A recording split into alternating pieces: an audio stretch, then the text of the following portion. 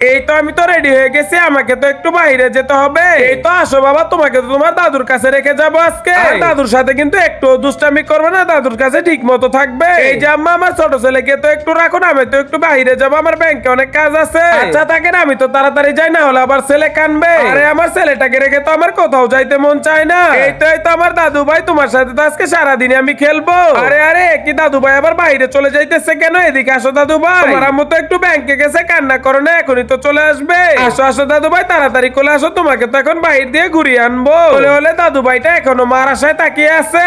এই তো নাও নাও দাদু ভাই, তোমার তো অনেক ক্ষুধা লেগেছে, খাবারটা খেয়ে নাও। আরে আরে কি দাদু ভাই তো আমার কাছে খাবারও খাইতে চায় না। এই তো আমি তো এসে পড়েছি, তাড়াতাড়ি তো ঘরে যাই। আমার ছেলে কোথায় গেছে আম্মা? ওই তো ঘুমাইতেছে। আচ্ছা ঠিক আছে, আমি তো যাইতেছি। আরে সত্যি তো আমার ছেলে ঘুমাইতেছে।